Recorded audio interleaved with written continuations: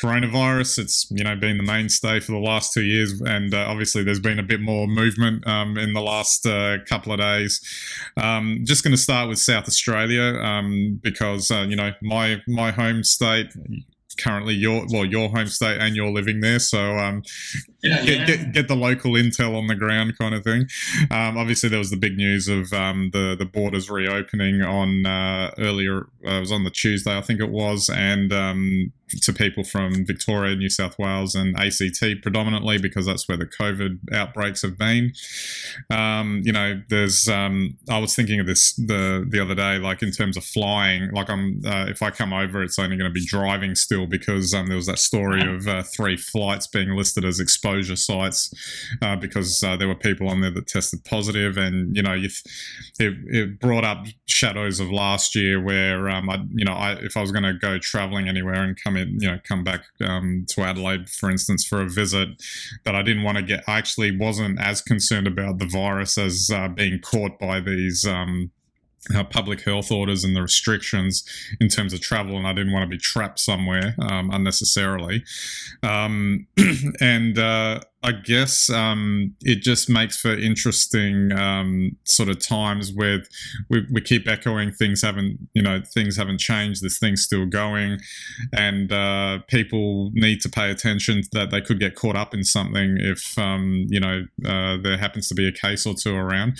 And given the fact that I think a lot of people in South Australia are probably feeling a bit anxious, given there hasn't been any COVID there predominantly since the beginning of the pandemic. Yeah, look, that's a really good point. I think, doesn't matter how brave you are in these situations, effectively South Australia is now kind of opening up its borders. It's not really easy, but the good news is, Ben, is if you come over, you'll be able to get home real easy. It's getting in that's still the issue. But, I mean, it is something I think everyone, Western Australia, I guess at some stage will have to do this too. You open up and COVID comes in, and we've already seen in South Australia how quickly it comes in. And I guess we're trying to control the rate that it spreads and look after people. But yeah, for a lot of people, it is an unnerving time. Even if you're double vaxxed, a lot of us, as it turns out, know immunocompromised people. And that's going to make Christmas a very edgy and tense time, I think, for some. So there's not too many options. If you can't afford to catch coronavirus, or you simply don't want to, then you're going to have to isolate. And even if you are double vaxxed, you're always running a risk there of not only for yourself, but potentially passing it on to someone who can't be vaxxed. So there are a lot of considerations. When you don't have coronavirus and you're opening up to the world. So I guess we'll just have to wait and see how it all goes for us. And I guess South Australia is blazing a path through this for all of the non-COVID states in Australia, given that they're the first state that hasn't had any significant outbreak that's opening up in this manner. So I'm sure that, Queensland, Northern Territory, Western Australia and Tasmania are watching to see how it goes, because they'll have similar plans to open up in the coming weeks, because the idea, of course, is that everyone wants to be open for Christmas and not, well, Western Australia won't be, but the rest do. So because I think there was an imperative to get that done. Absolutely. And look, if you want to take heart, I've been looking and seeing what's happening in Sydney and Melbourne, and the high vaccination rates there really are working.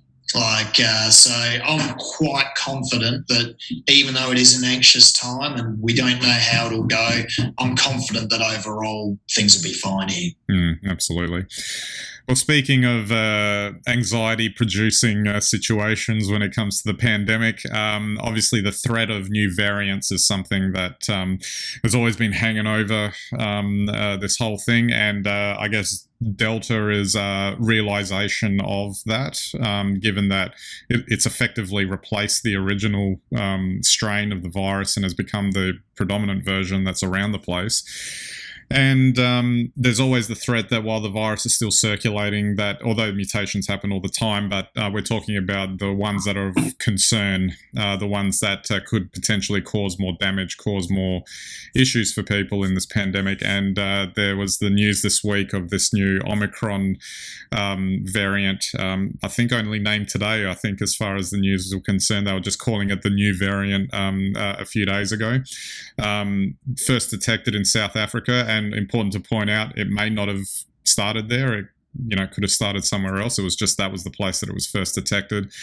And so now there's a kind of a couple of weeks wait now while the scientists sort of do their testing on the virus, this particular variant, I should say, to see if it's more transmissible, does it cause more issues, etc. Yeah, well, let's hope that it's, still largely susceptible to a vaccine or respond. We can respond with a vaccine. I think that's the biggest concern at this point, because it'd be horrible if we were to have to reset the whole COVID situation and go back to square one, which, the media is certainly beating up on the point that that's a possibility. But as you say, until we get more information in, it's probably best just not to worry about it. Yeah, well, the one thing, this is a whole other topic anyway, the way the media sensationalizes all of this. They definitely went down that rabbit hole straight away when this sort of popped up. But I will say, though, that on a variety of news coverage that I have been watching, a lot of the experts, and I'm sure most of them are, that they've had interviewed on these shows have actually gone to the trouble of pointing out, look, we're concerned, but don't sort of buy the farm or or anything just yet. It's we got to see what it is, and stressing the point that other variants have come out before and haven't really had an impact. Even if you were to look at Delta, which has caused a lot more problems, it hasn't sort of put a dent in the vaccine process in terms of getting them out and ensuring that that's going to get derailed. So and even though Delta was worse than the original strain, so there is at least a little bit of coverage around the fact that people, the experts, etc., are saying, look, let's wait and see what this is about before we start panicking. But having said that, a number of countries have already, closed their borders to South Africa already. Probably the cat's out of the bag already anyway. I mean, if they've detected it now, it's probably been circulating for a while anyway. So whether or not those travel bans will do much to stem things remains to be seen. But you can tell that sort of immediate reaction that people have, that countries have too, of, oh no, there's no way we're going to allow this to, become an issue. Oh, that's right. But, it is one of those things. I think there's also now we need to have a long, hard think about having booster shots, maybe, depending on the circumstances with this new strain. But, maybe those booster shots should be going to nations where this is spreading, because if it gets into a population anywhere in the world, eventually it will get its way over to the rest of us. Closing borders, as we've seen in the past, doesn't really stop these things. Indeed.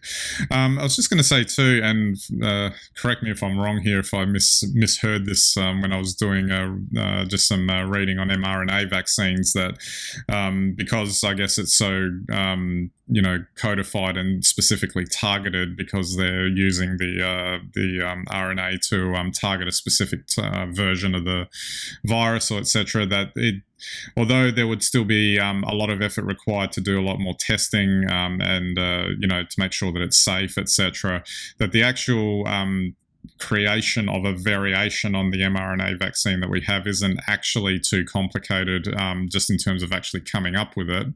It's just more that especially because it's not as if it's a brand new virus. It's a variation on a virus that we already have a vaccine on, and I actually thought that was an encouraging thing. It seems like, it almost sounded like, if you use computer virus terms, just a few changes of lines of code in there, and then they can redeploy accordingly, which to me seems like a real advancement in terms of vaccine technology.